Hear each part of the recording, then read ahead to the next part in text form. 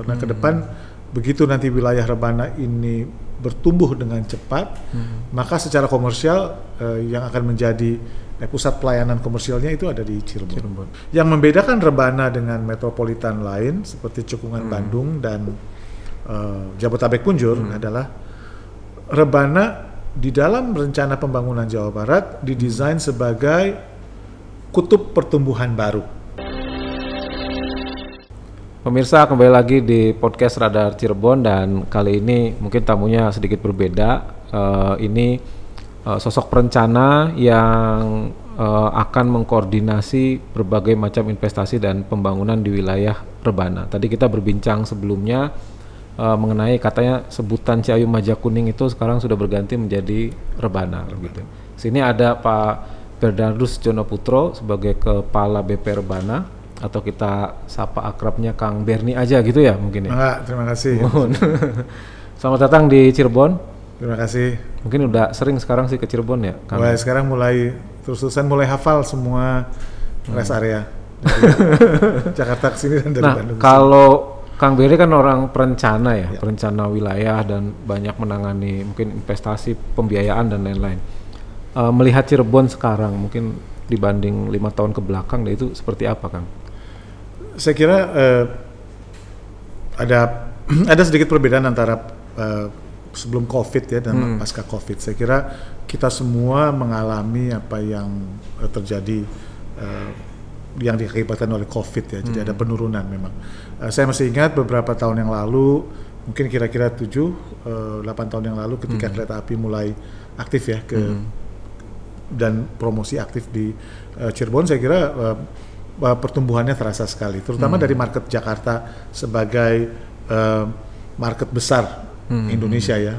Bagi Jawa Barat itu penting sekali, juga bagi Cirebon gitu.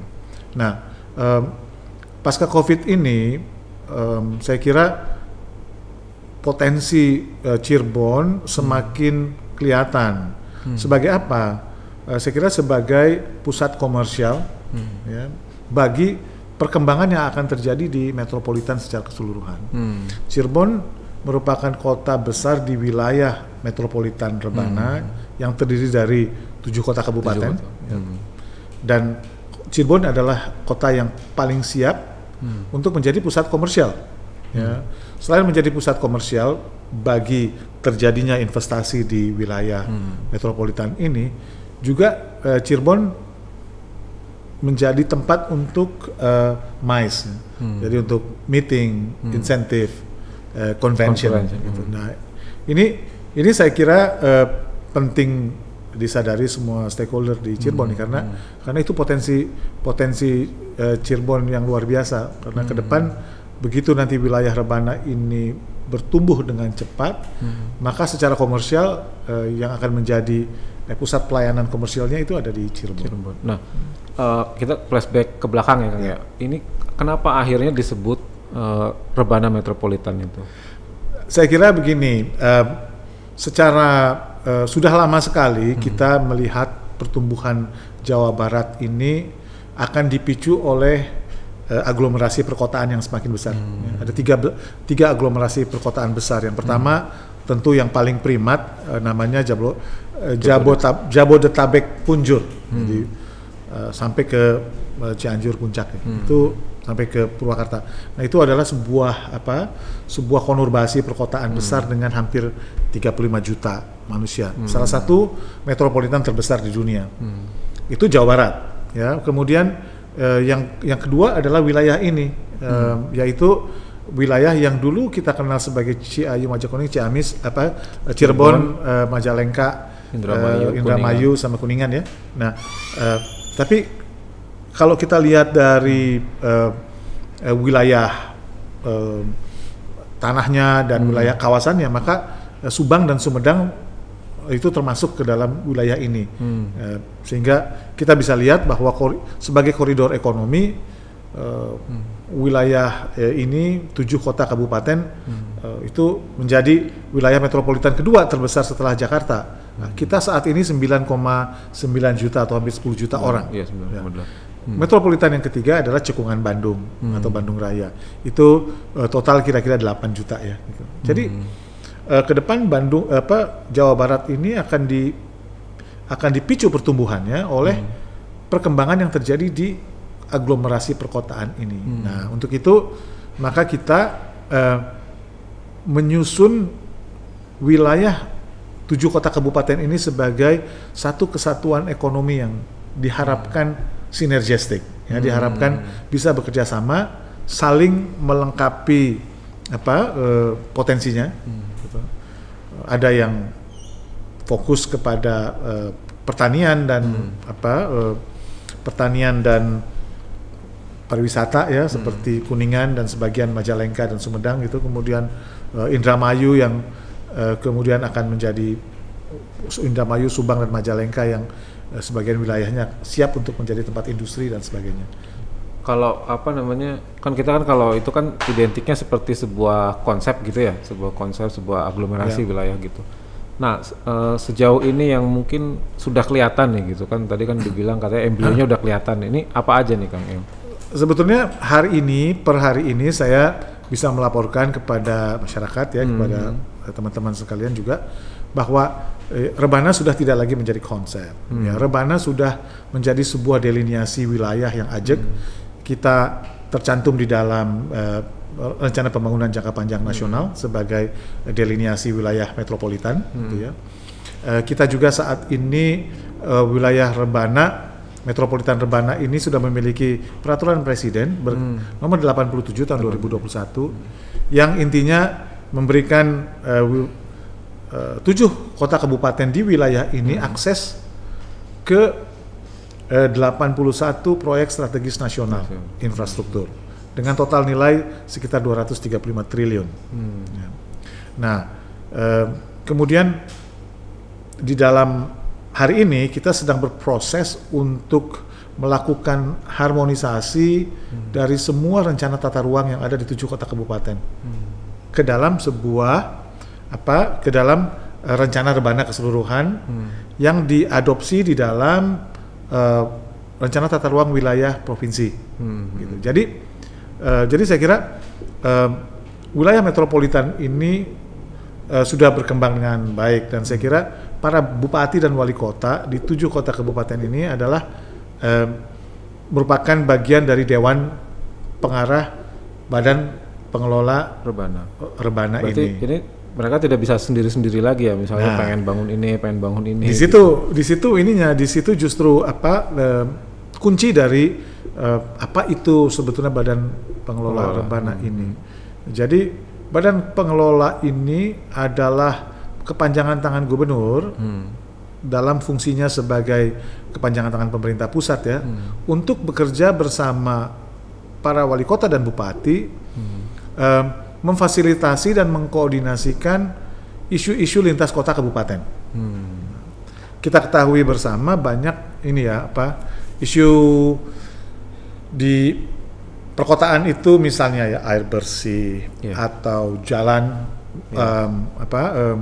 transportasi perkotaan ya, antar kota kabupaten yang kadang-kadang tidak sinkron ya, kemudian investasi, apalagi kalau investasinya sudah lintas batas gitu.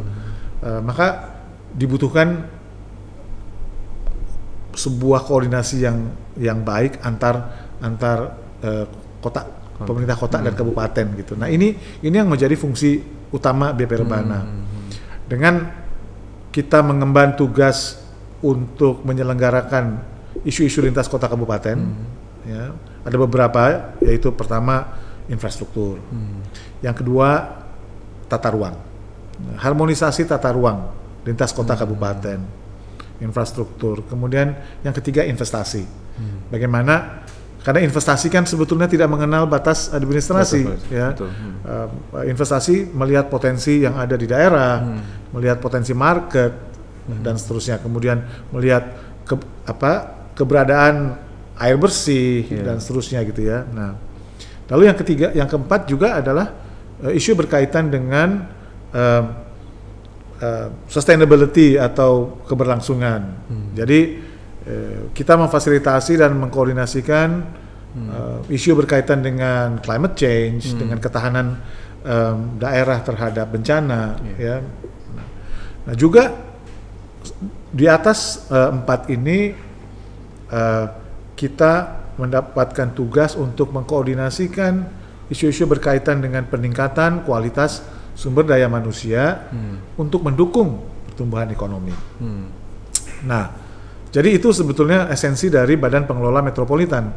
Ya, bagaimana supaya ini bisa berjalan? Maka kami Kepala Bappai Rebana itu berada di bawah gubernur dan para bupati dan wali kota. Dan kita punya dewan penasehat yang terdiri dari semua sekretariat daerah dari 7 kota kabupaten ini. Nah, apa yang bisa membuat ini berjalan? Saya kira kemampuan kita untuk menangkap peluang investasi. Yang membedakan Rebana dengan metropolitan lain seperti Cekungan Bandung dan Jabotabek Punjur adalah Rebana di dalam rencana pembangunan Jawa Barat didesain sebagai kutub pertumbuhan baru. Nah, jadi wilayah 7 kota kabupaten ini akan menjadi penghela ekonomi kita ke depan. Jadi kalau Jawa Barat dan Indonesia punya target sampai 2045 Indonesia emas itu tumbuh dengan 5%, 5,5%, maka sumber pertumbuhan untuk Jawa Barat akan ada di koridor ini. Nah, jadi kita ingin ini koridor metropolitan Rebana ini Jawa Barat bisa berubah ya, bisa berubah dari tadinya kita membangun secara keterlanjuran lah boleh dibilang ya, perkembangan yang terjadi di koridor Bekasi Cikarang sudah demikian masif ya.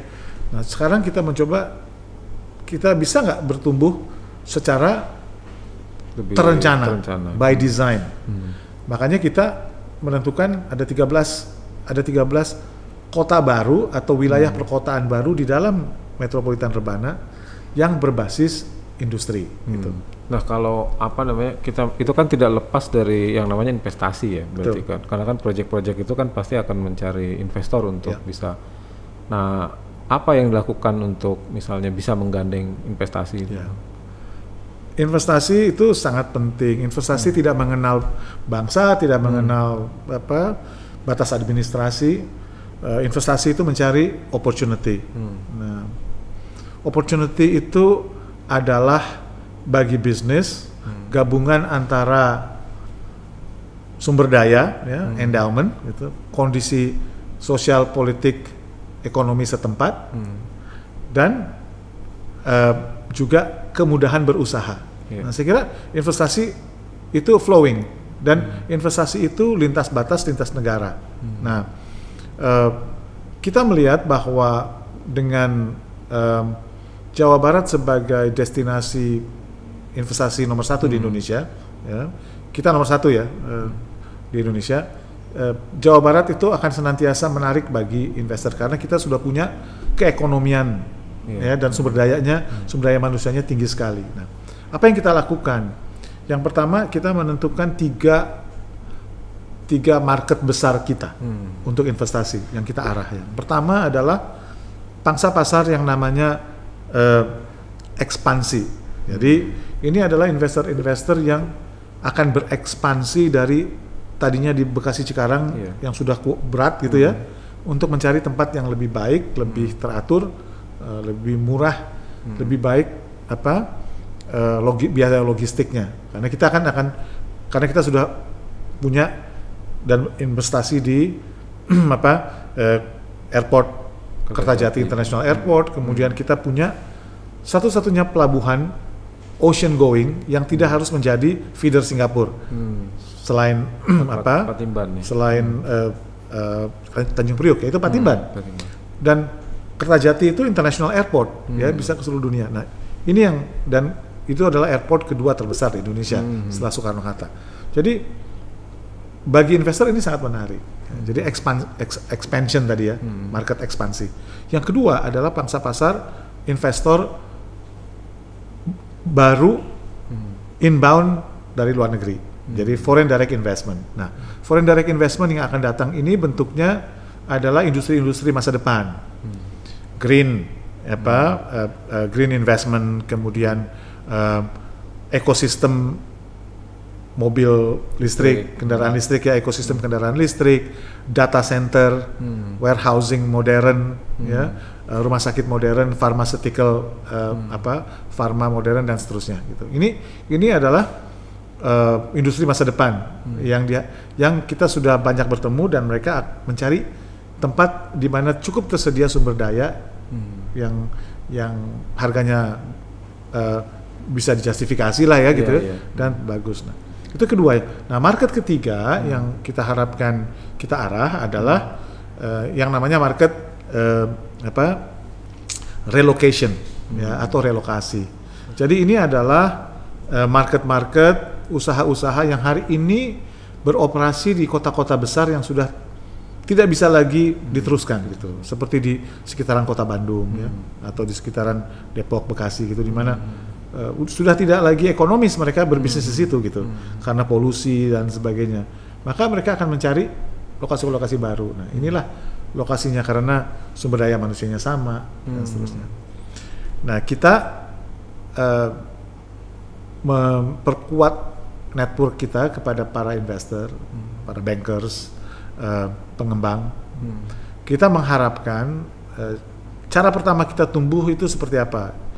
Kita siapkan yang namanya delineasi atau peruntukan-peruntukan kawasan industri ya.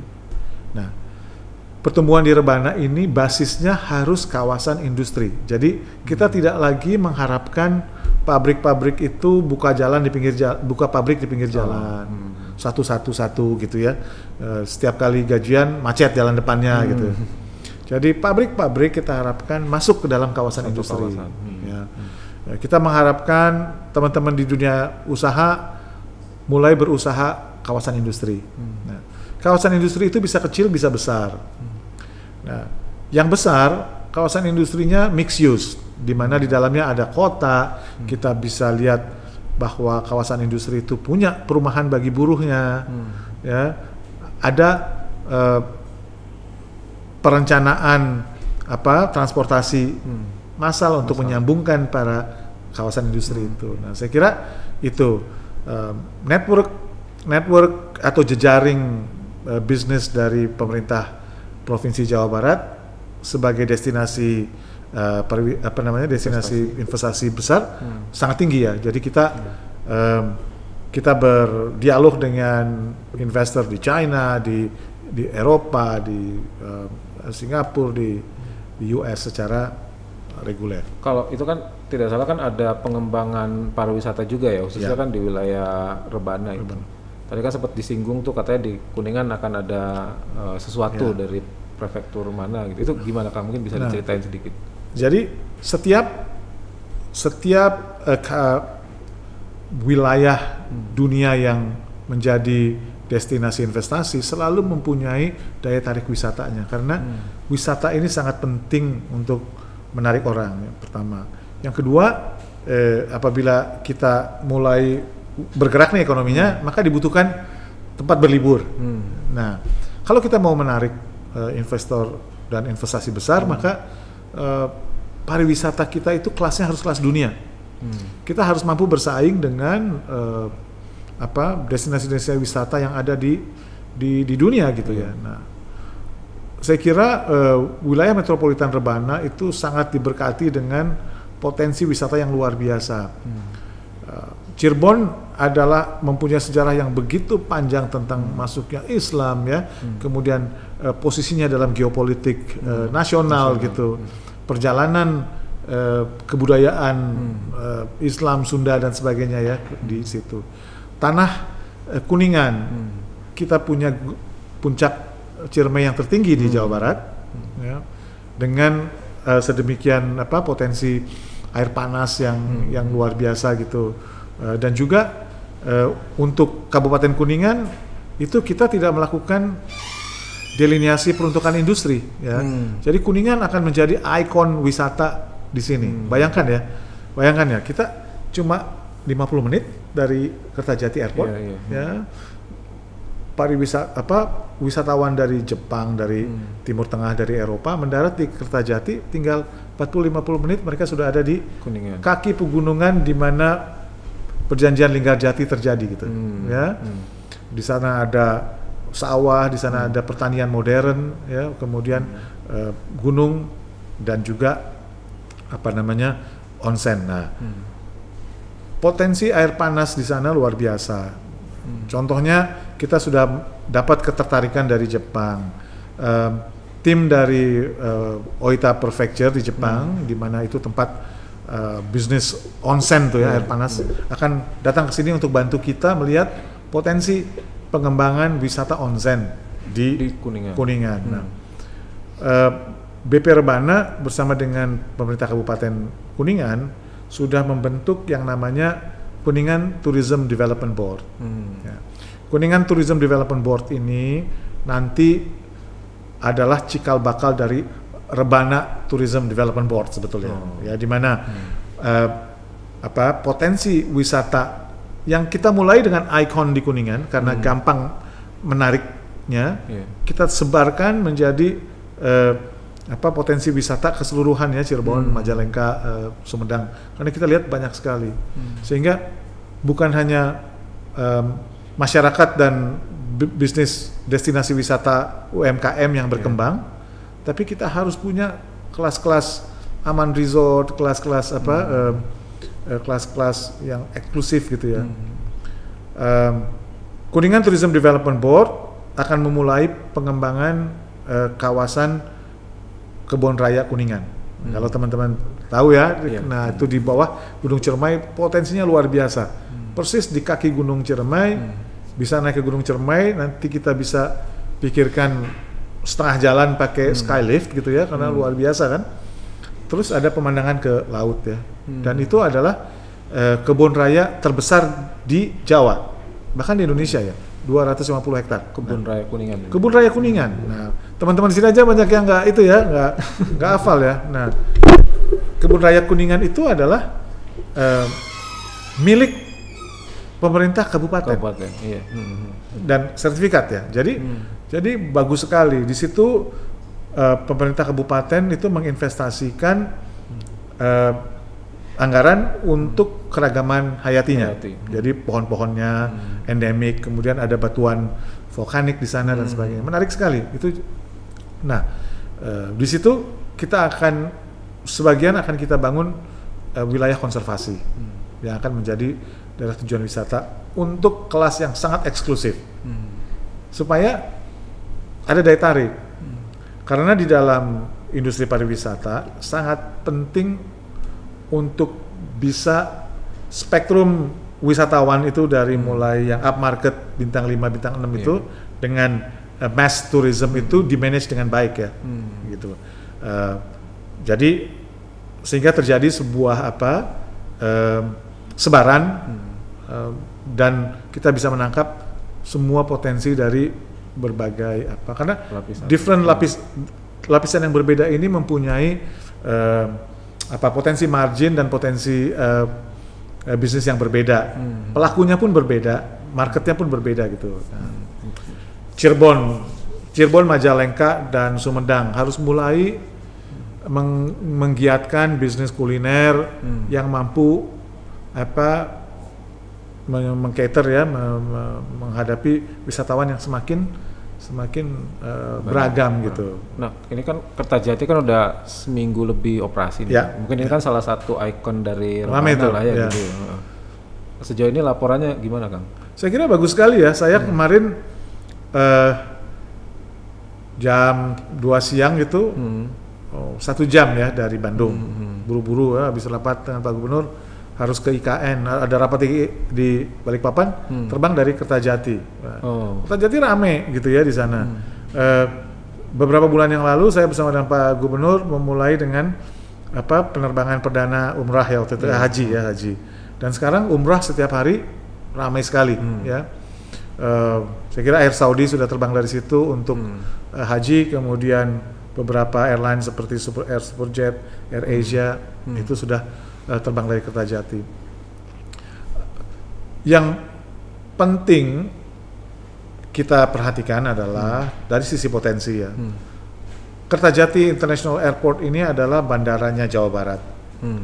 Posisinya di Kertajati dan infrastruktur yang sudah dibangun di sekitarnya termasuk Cisumdawu, memastikan bahwa catchment area marketnya Kertajati ini ada lebih dari 20 juta ya. Jadi seluruh Rebana, kemudian Tasik, Ciamis, sebagian Jawa Tengah itu catchmentnya dia gitu. Jadi saya kira sangat potensial ya. Sebagai bandara kedua terluas di Indonesia, potensinya sangat luar biasa dan saya kira sudah mulai menggeliat. Nah, yang juga penting adalah pembangunan di sekitar bandara yang kita sebut sebagai Aerocity Kertajati. Nah, Aerocity Kertajati ini akan menjadi ikon pertumbuhan kawasan mixed use dan kawasan perkotaan baru berbasis industri. Dan kita sudah lihat, sudah menggeliat ya, hotel, Horizon dan sebagainya sudah mulai tumbuh dengan baik. Nah, kalau mungkin salah satu yang menarik kan selain Kertajati kan sekarang juga sudah ada pelabuhan Patimban itu ya, pelabuhan betul. Patimban. Nah, cuma kan sejauh mana sih pelabuhan ini sekarang sudah berjalan gitu? Perlu kita sama-sama ketahui ya, ini pelabuhan Patimban ini sebetulnya fenomenal ya, karena ini adalah pelabuhan yang bisa menjaga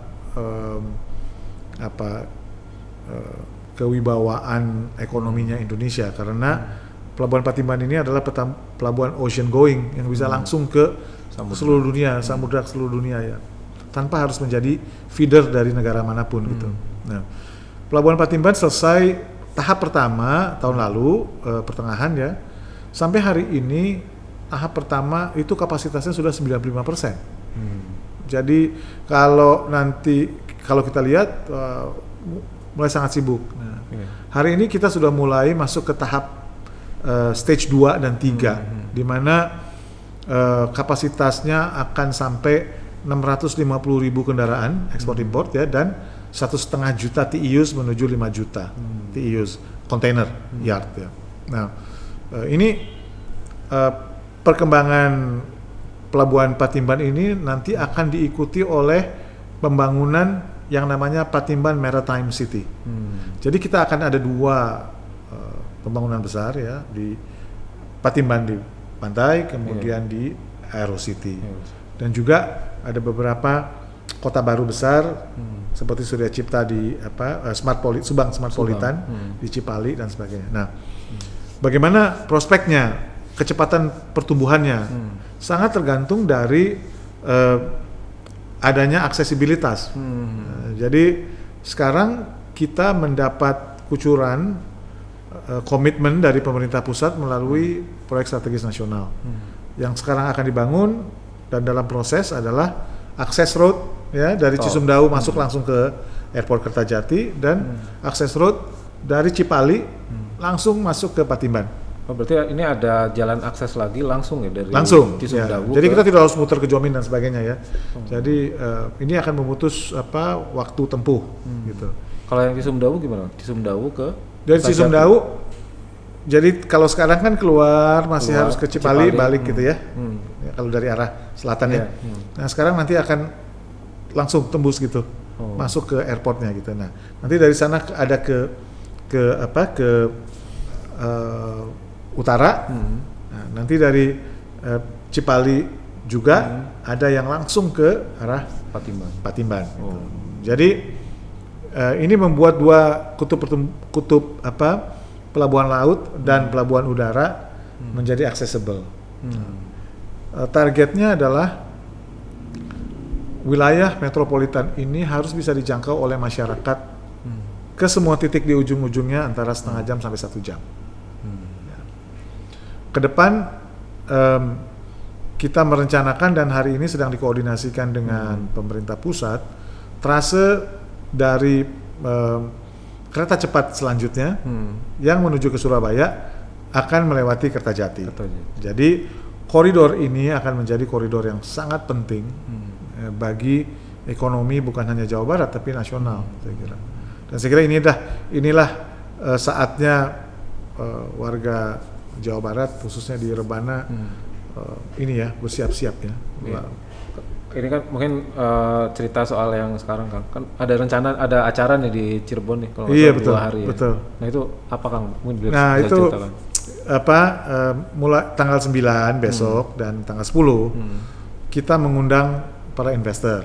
Kalau biasanya kita itu seminar ataupun Zoom call gitu ya. Kali ini kita mengundang mereka untuk turun ke lapangan dan merasakan sendiri seperti apa Rebana. Ini gitu. Seperti apa denyut optimisme kita gitu. Jadi mereka ada 100 investor, ada bankers, ada pengembang, ada internasional donor internasional maupun lokal ya. Karena biasanya yang internasional diwakili juga oleh lokal. Perusahaan renewable energy, donor, kemudian negara-negara sahabat yang akan hadir untuk hari Jumat keliling melihat Rebana secara langsung. Kita akan lewati jalan tolnya, kita akan datangi ITB. Nah, ITB kampus Cirebon ini kan salah satu tonggak besar ya di dalam pertumbuhan Rebana, karena berdirinya universitas nomor 1 di Indonesia itu memberikan memberikan tingkat kepercayaan yang luar biasa gitu ke dunia investasi. Dimanapun di dunia, di mana ada seperti misalnya di Silicon Valley dan sebagainya, itu dipicu oleh adanya kampus yang bagus ya gitu. Nah, pemerintah Jawa Barat berinvestasi dengan membangun ITB Cirebon di atas tanah Pemkab Cirebon. Jadi ini bagus sekali gitu. Kita investor akan kita ajak untuk melihat, karena di sekitar ITB nanti akan menjadi TOD Jaminangun ya, akan bagus sekali. Kemudian kita akan melihat bendungan Cipanas yang dibangun untuk memberikan air untuk irigasi maupun industri. Kemudian kita akan lihat airport Kertajati dan terus ke Patimban. Jadi satu hari, jadi kali ini kita siapkan ya supaya investor itu bisa melihat langsung, karena ini penting sekali. Selama bertahun-tahun citra yang terbentuk adalah Kertajati tidak akan jadi karena jaraknya jauh dan sebagainya, in the middle of nowhere gitu ya. Padahal kalau kita lihat sekarang, wah itu justru in the middle of everything ya sekarang ini kan luar biasa ya. Iya. Luar biasa sekali ya. Jadi nah mereka akan melihat. Saya kira so far hari ini yang saya lihat dari konfirmasinya bagus-bagus itunya ya. Yang hadir ya, mereka sangat tertarik dan mudah-mudahan nanti mereka impress lah melihat ini. Karena akan melihat secara langsung Rebana itu seperti apa gitu. Besok malam di kita Gedung Negara kan lucu ya, bagus ya, merepresentasikan Jawa Barat gitu, ada makan malam dengan mereka sehingga kalau orang bisnis itu santai, jadi tidak terlalu formal, biasanya kita networking. Jadi selain kita memperkenalkan apa yang ada di Jawa Barat, apa yang dilakukan oleh pemerintah, di antara mereka juga akan saling bertemu dan bernetworking. Itu makanya mereka semangat mau datang gitu. Baik. Ini terima kasih sekali Kang Berni sudah hadir di Radar Cirebon dan mungkin spill acaranya ya, mungkin 2 hari di Cirebon gitu ya.